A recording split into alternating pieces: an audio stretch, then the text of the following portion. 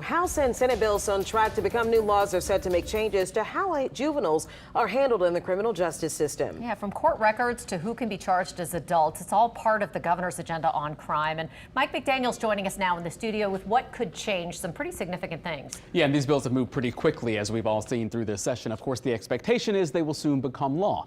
Now, a few details could change between now and then, but for the most part, juvenile cases in Louisiana will be handled a little bit differently. All of it has one woman in particular paying close attention.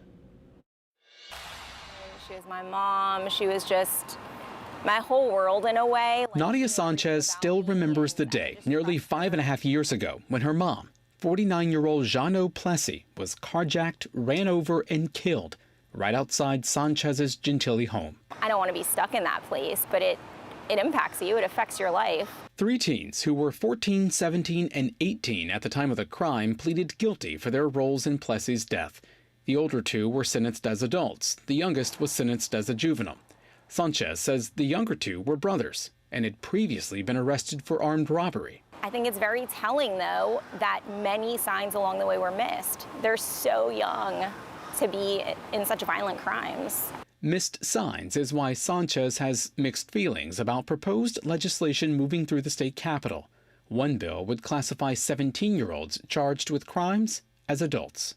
Be mindful of the separation between a place for resources and a place for accountability. I think we're caught in this space of intertwining the two. That was part of the argument against the legislation from Senator Royce Duplessis from New Orleans. This bill does nothing in terms of investments. This bill does nothing with respect to addressing the issues that lead these young people here to begin with. Duplessis says those issues are things like poverty, abuse, and neglect. Sanchez says it's a balancing act that must be addressed.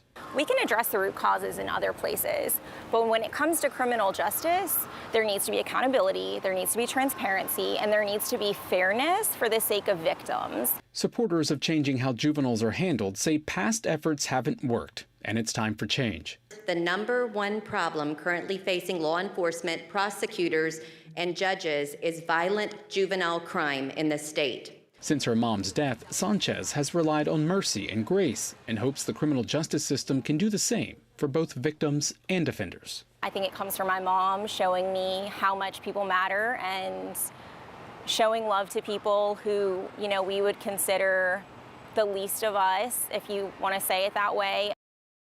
Other pieces of legislation would make records of juvenile offenders more accessible to the public and raise any carjacking sentence to a minimum of 5 years.